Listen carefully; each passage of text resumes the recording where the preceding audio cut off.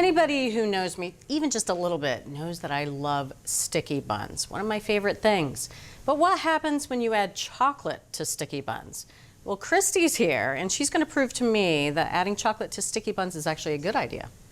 I think it's a very good idea. There are very few things that aren't made better by adding chocolate. I'll buy that. And so it really wasn't a matter of whether we should add chocolate to the sticky buns, but how. Gotcha. It's all about the method. Method, totally method. We're actually going to use 3 different kinds of chocolate in this recipe. Yes, but we're still going to keep that sticky topping that you love so much. The goo. Yes. All right, we're not losing the goo. To make the most supple, most tender dough, I'm actually going to start with a paste. So this is a 1/4 cup of all-purpose flour and 2/3 of a cup of whole milk. So I'm going to mix this together. We're actually going to cook this in the microwave. So once it's whisked, I'll put this in the microwave and I'm going to cook this until I get a nice thick paste.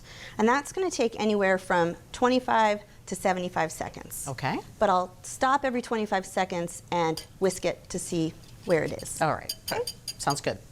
This is what we're looking for. So it took me the full 75 seconds, but what I have now is a pretty thick paste. Now, I will transfer it to my stand mixer. Okay. We want to cool that down, so I have another 2/3 of a cup of whole milk Okay. that I'm going to add. So I'm just going to whisk this together, and that gel's going to loosen up. Okay, so that's mixed together. Now, this is sticky bun, so this is basically an enriched dough. So we Yum. need to add some richness. Yum. So I have 1 large egg and 1 large egg yolk that I'm adding to do just that.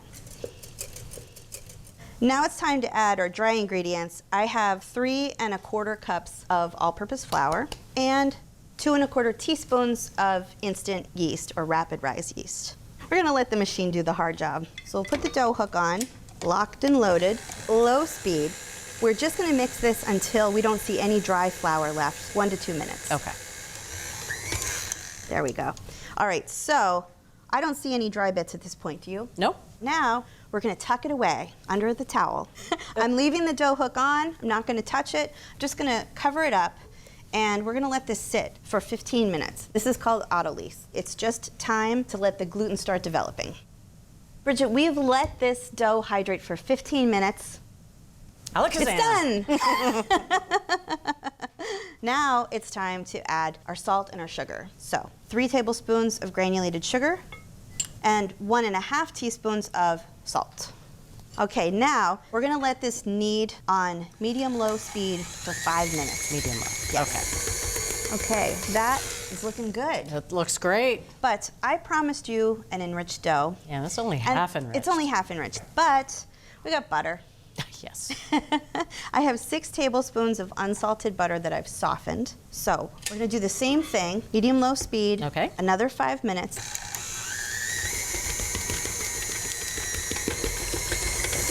All right, just going to sprinkle a little bit of bench flour down. Just going to knead this a little bit to make a nice smooth ball. I have made a nice ball. I'm going to put the ball in a large bowl that I've already sprayed with vegetable oil spray, seam side down. And then I'm going to cover it with plastic wrap. Now we're going to let this rise at room temperature until it's doubled in size, and that should take about an hour. All right.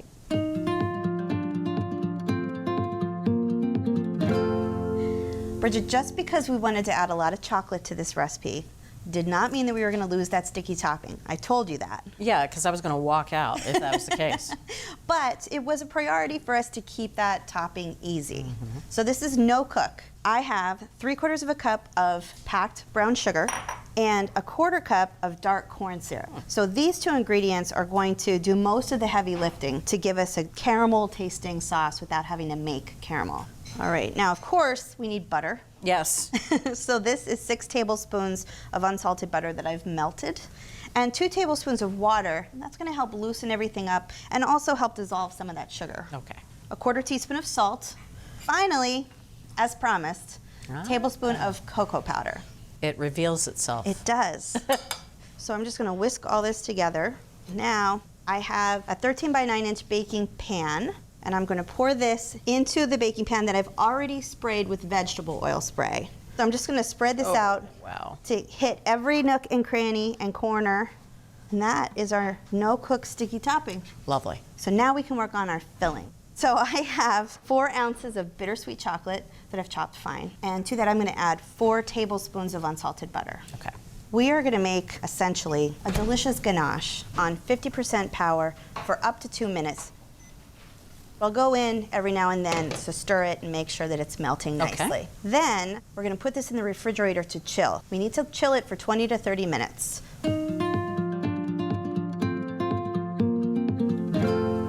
Bridget, this dough is so ready to go. Beautifully risen, yep. Definitely doubled in size. Now it's time to shape it. I'm just going to put a little bit of bench flour down. I really don't want to put too much down because the dough needs something to get a grip on while we shape it. We want a little stick. A little stick is good. So I'll put a little bit of flour on the top.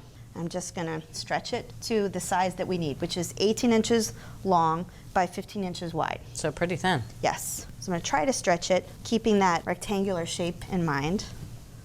There you go. So that's great. Now, the chocolate. The chocolate has been in the fridge for a little over 20 minutes, so it's clearly thickened up quite a bit. Sure has. And it's more matte in color. I'm just going to give it a few stirs to soften it ever so slightly so that it's nice and spreadable like frosting. Gotcha. This looks good now, so you can see it's going to be nice and spreadable. I'm going to transfer this to my dough and resist all urges to lick my thumb. So I have an offset spatula that's going to make this much easier to work with. I'm just going to spread this all over. Now, I do want to spread it over the entire dough, but I'm going to leave about a 1-inch border along the top. Okay. I think we have coverage. Now, we're not done yet, because I promised you 3 forms of chocolate. Right. We decided that we wanted a little milk chocolate to balance out the deeper chocolate in the bittersweet. So I have a cup of milk chocolate chips, and I'm just going to scatter this so that when we roll them up and bake them, you're just going to come across little wells of melted milk chocolate. Little pockets of chocolate. So we have good even coverage. Now it's time to roll. So I'm just going to use my bench scraper to get me started. Now we want to roll gently. I think you might have the urge to roll this really tightly, and you want to resist that because when you go to cut them, the rolls will be very misshapen. We're going to do what the dough wants to do. And every so often, just sort of keep an eye on the ends, make sure that they don't start exploding. Okay, so now we're at the end. This is why we didn't want to put chocolate all the way to the end. We needed to have some clean dough that we can pinch together to seal. So that's what I'm going to do. Okay, now I'm just going to roll this over onto that seam I created. So now it's time to slice it. Okay. Now we're going to cut this into 12 sticky buns. I'm going to cut it in half, and I'm using a serrated knife, gently sawing it back and forth. It's not going to squish the buns as much as a chef's knife would. Right. Now I'll cut it into quarters. And it makes 4 sticky buns. I always love your math. Now I'm just going to cut each quarter into thirds. I'm going to start placing these in my pan just to create a little more room. So I'm going to put them cut side down. I'm going to do 3 rows of 4. It's crazy how chocolatey this kitchen smells right now. It's going to smell even better. So now I'm going to cover this tightly with plastic wrap so we can let this rise. We want to let these get nice and puffy. They should sort of move together as they get bigger. That's going to take about an hour. And if you wanted to make these ahead, at this point you could put them in the refrigerator and chill them from 8 to 24 hours. Just make sure before you bake them, you want to pull them out and let them sit at room temperature for 30 minutes. Gotcha. All right.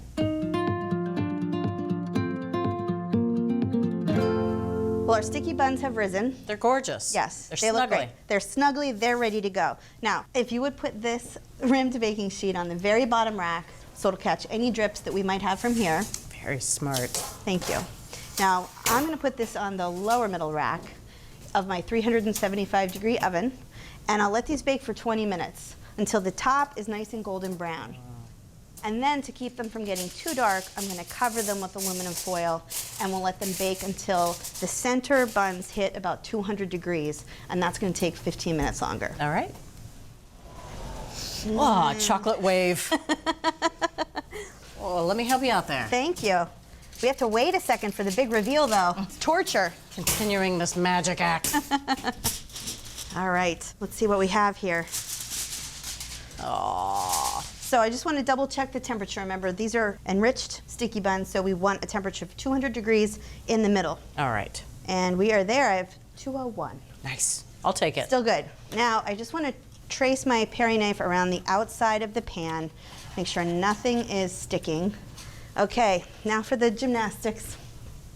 It was nice knowing you. You ready? I am. All right, so I'm gonna use my offset spatula to get a little leverage here. To peek it out. Peek it out, yes. I see chocolate droplets. Oh. Oh, wow. Yeah, that's the stuff. Oh my goodness. So we're just gonna let them sit here looking pretty for 15 minutes.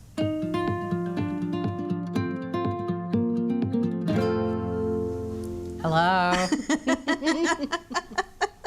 I guess it's a moment of truth. If by that you mean serving time, yes, I It's hope serving so. time. Ho, ho, ho. Now I'm just warning you, this is like a 3-napkin job.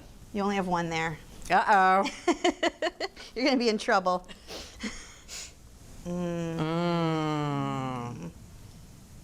All right.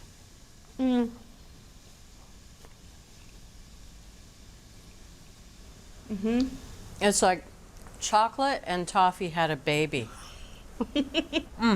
And they're so soft and really moist and tender. These are impossibly soft. They're velveteen. They're plush. And then you happen upon a little chocolate chip, nice and soft. Yep. And you know it's a good sticky bun because. All right, triple chocolate sticky buns. It's a winner. Gotta give them a chance. That's the least we could do. I think so. It's only fair. And you're gonna wanna give these a chance too. And this amazing recipe starts with a dough. Mix the dough and then let it rise. Make a sticky, gooey topping and a filling. Spread the filling over the dough and top with milk chocolate chips. Roll it up, then bake them. Invert those buns, let them cool, and then serve. So from Cook's Country, the amazing, the decadent, triple chocolate sticky buns.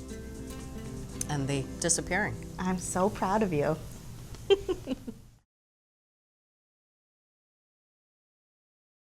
Thanks for watching Cook's Country from America's Test Kitchen. So what'd you think? Leave a comment and let us know which recipes you're excited to make, or just say hi. Now you can find links to today's recipes and reviews in the video description. And don't forget to subscribe to our channel. See you later. Alligator.